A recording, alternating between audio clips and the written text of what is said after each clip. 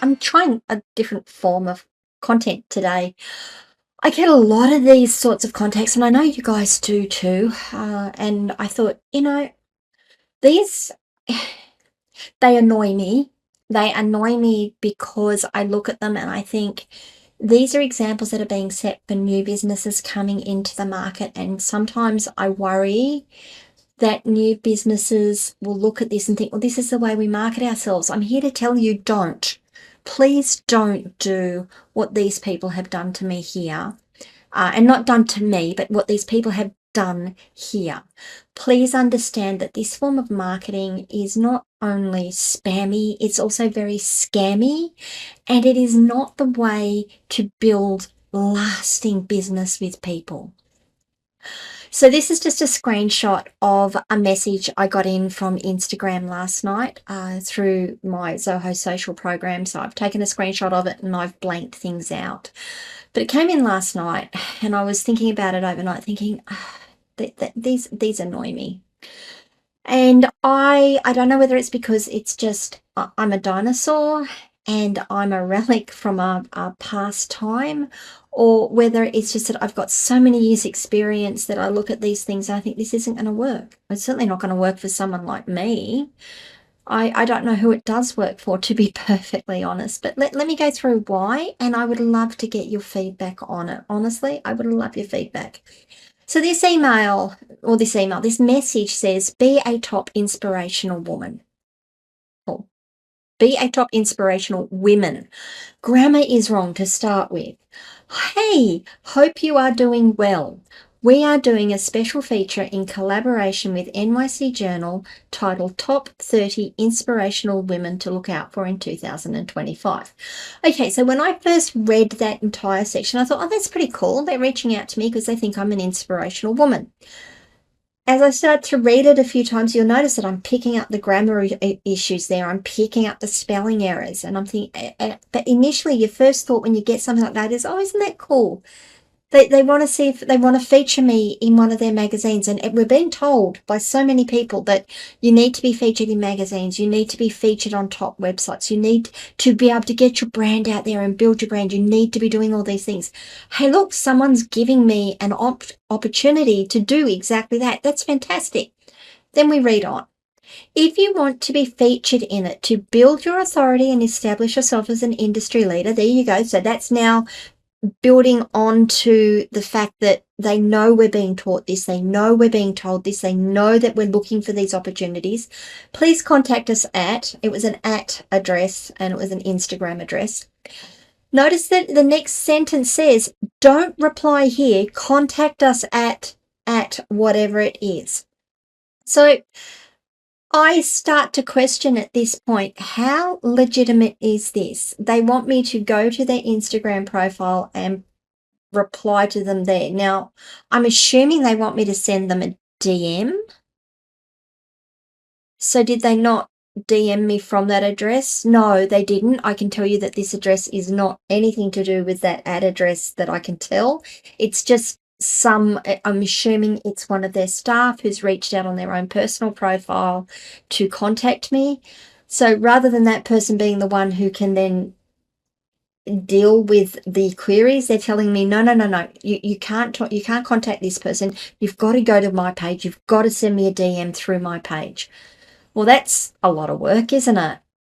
Then it continues, P.S. You will only get a reply if you qualify for the feature. Asterisk, charges applicable. So you're going to charge me to be a top 30 inspirational woman to look out for in 2025. Well, yeah, look, I know publications charge you to be featured in their magazines and whatnot. There's a reason I don't actually do that. And one of the things that I look at when I see women featured, or people, not just women, but people featured in magazines, I'm like, well, they paid for that spread. That's just paid advertising. That's not legitimate. It's not organic. It's not authentic. It's paid advertising. So first of all, we want to do a special feature and we want to feature you. This is what I'm reading here. This is how this starts out. Then we get down to the end. You will only get a reply if you qualify for this feature, or for the feature. You will only get a reply. If we don't think you're good enough, we're not going to reply to you. We're not going to even give you the courtesy of saying thank you so much for reaching out. Thank you so much for applying to be part of this. No, we're not going to bother doing any of that. We're just going to ignore you. And if you are prepared to give us money, we will then talk to you about it. Or we will then talk to you and see if you are prepared to give us money. Don't do this. Please don't do this type of marketing. If you want to reach out via DM to people, if you want to reach out via comments to people on their social media profiles, do so. But do it in authenticity. Do it because you want to make a difference. Do it because you want to help that person become successful in doing what they do. Maybe your product can help them do it. Maybe your services can help them do it. Maybe you've got a life-changing method of doing something that you think they will benefit from. But don't go out and say, well, we want you to spend money with us.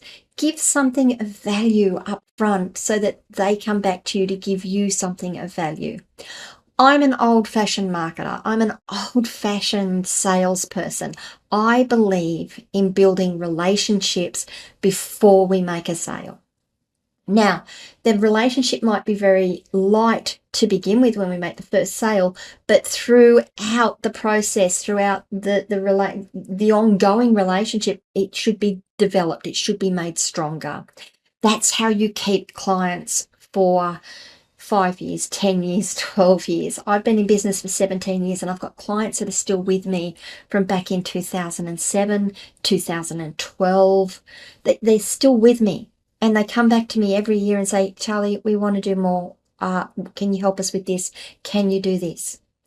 Please don't market this way. Please don't cheapen your own brand, cheapen yourselves by appearing so scammy and spammy. It's not a valid method of doing business. If you have a publication that you want someone to be part of, if you want to feature someone in your publication, do it in all honesty. Do it from authenticity, please. Okay, that's my views. What do you guys think? I mean, am I wrong here? Am I just a dinosaur? Am I just a relic from a past age that doesn't exist anymore? Or when you get these sorts of things, do they leave you cold as well? Because this really left me cold. Now, I've got a couple of other things like this that I'm going to go through. Some of them will be about identifying spammy and scammy messages and how to hit that spam button to say, no, we don't want, this is spam.